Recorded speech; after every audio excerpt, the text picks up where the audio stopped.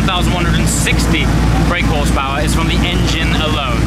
So you might be wondering where the other power is coming from. Well, this thing has 3 electric motors. There's one directly on the drive shaft and 2 at the rear wheels. Now it's powered by a 5-litre V8, which is from the Regera RS, but with the 3 hybrid motors, it has the combined power of 1,479 brake horsepower.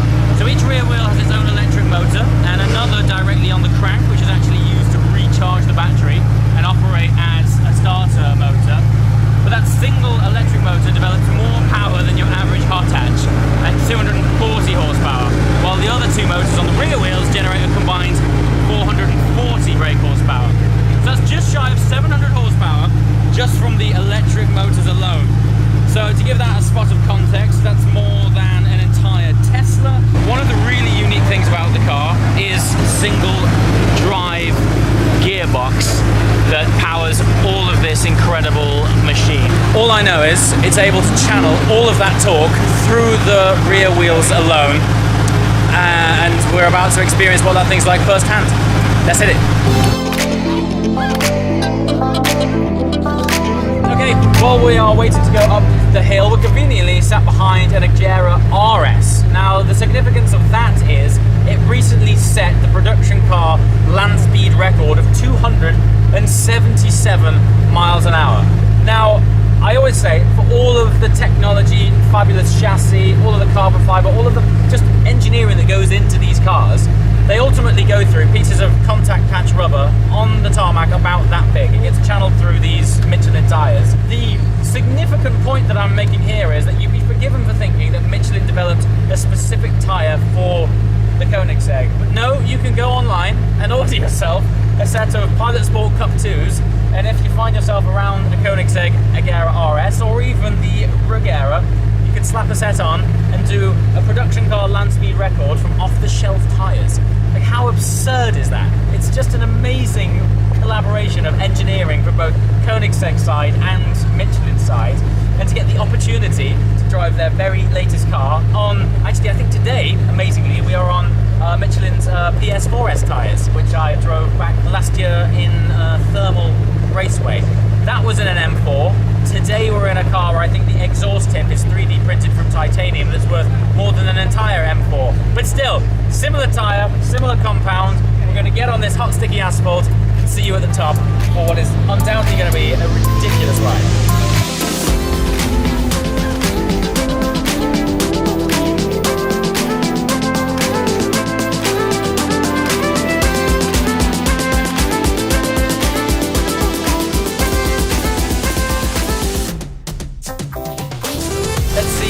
This thing puts power to pavement shortly.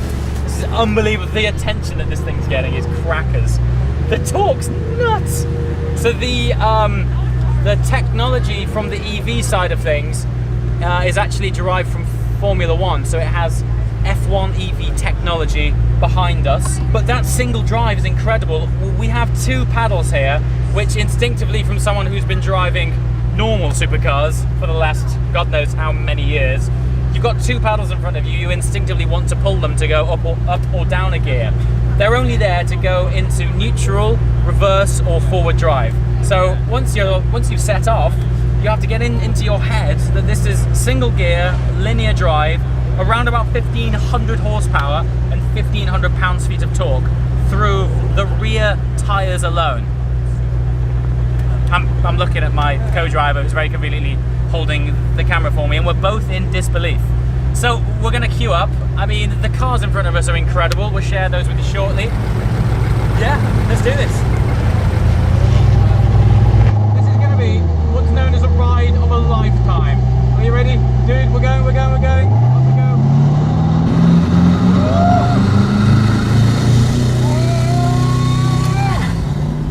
The single gear is crazy. The single gear is so crazy. The top. Woo, it's like the craziest, most powerful concept I've ever seen. Oh my god. The speed is insane. I am feathering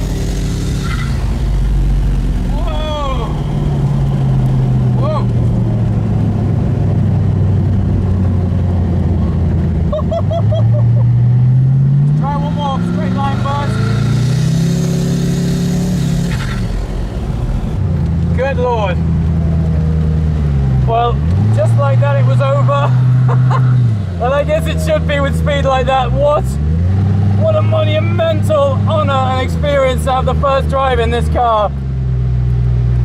We're gonna park it behind the other Koenigsegg. Okay, I don't care about the helmet hair, and I don't think you do either. Where do I start with that? World's first single-geared hypercar. It's unlike anything.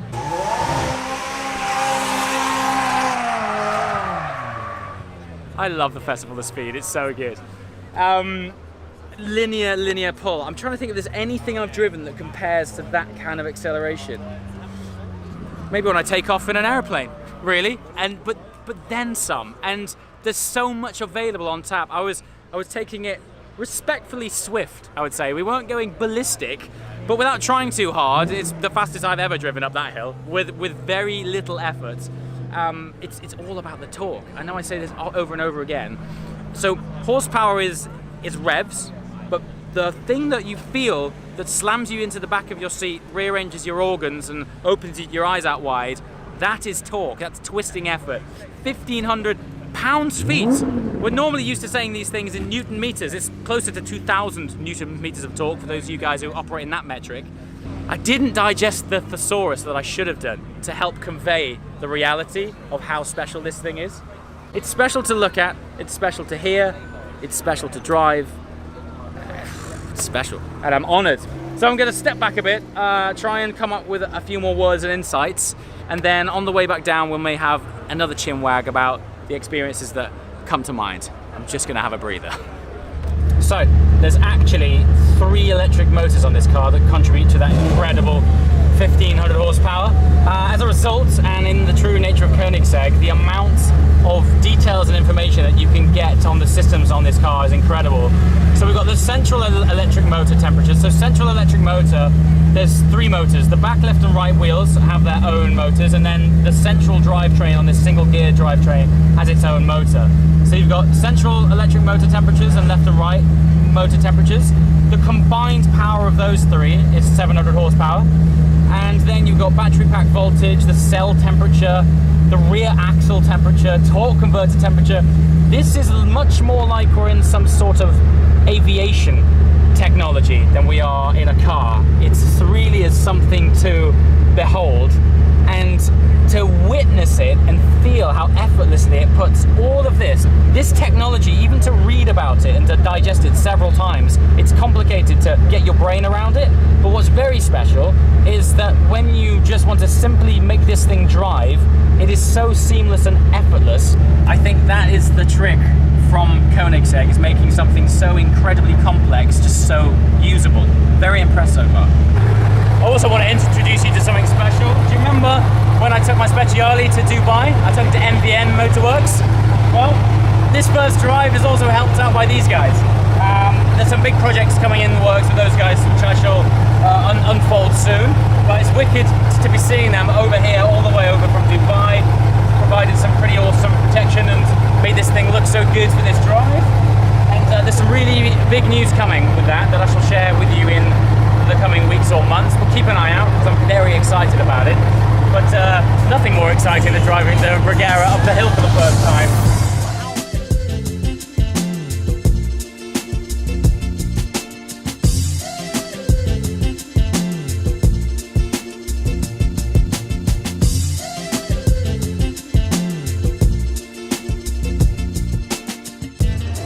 Okay, so welcome back to the Koenigsegg Regera.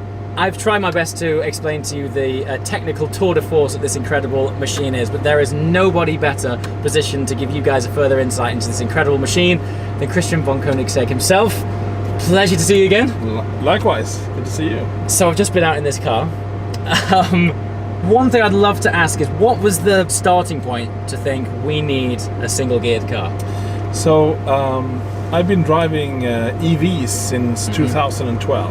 Okay. And a pretty powerful one since 13. I got my first P8 Model S P85 Plus in 2013, and then my P85D ludicrous Tesla in 14.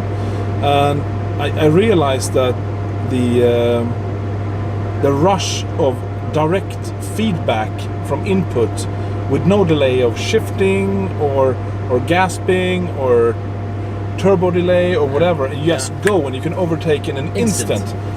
Is very enthralling and is much more exciting and efficient than the fun of shifting gears.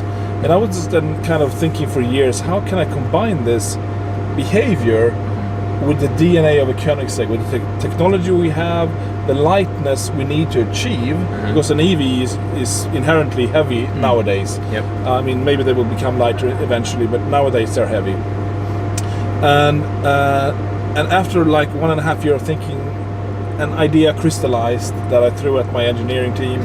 They shook their heads first, and eventually, maybe it will work, you know. And here we are, and you just experienced, and I haven't even heard what you think of it yet, but it does give you that directness, that rush of immediate power, but with a roar, but a roar that is kind of connected to the propulsion and the progression of the car, which a CVT transmission does not allow, but that's it. So let's hear what you think then. So fascinating that you started with the idea when you were driving a Tesla, because somebody, when I was on the Michelin stand earlier, they asked me how was it, and I said, imagine the linear pull of a Tesla with the force of a V8 behind it. I mean that's kind of one way of it, but in order to really convey that force that this thing gives you, I've never driven anything quite like it. Particularly in my Vision, I've got paddles. Right. But you don't need to pull them. Not necessarily, unless you are in lockup mode and you don't want to kind of kick downshift. You want to prepare yourself. You can use them. It's more for fun than need. Yes. Let's put it like that. How long did it take you for the relationship between the hybrid, the V8, and the single drivetrain take? Because when you drive it, it feels simple. But the art of simple is very difficult. That's it. So in one way, it's simple because it's few components, but then you have the interaction of combustion, torque conversion, direct drive, electrical motors, and it's nuts, dude. It's nuts. And it was easy to get to start driving. Okay. But it took a long time to refine it. I can imagine. Yeah. Has the single drive helped with coping with? So it's just shy of 1,500 horsepower. Yes. And just shy of 1,500 pounds-feet of torque. It's 2,000 Newton meters of torque. So it is. I guess you're right. Yeah. Basically. Okay. Has having direct drive helped deal with those kinds of forces? Definitely, because you have no jerkiness. Of course. So if you have a lot of torque and power, and then you have the slamming of shifting, cogs and things, you kind of get duplication of torque. Sure. And shock loads. There are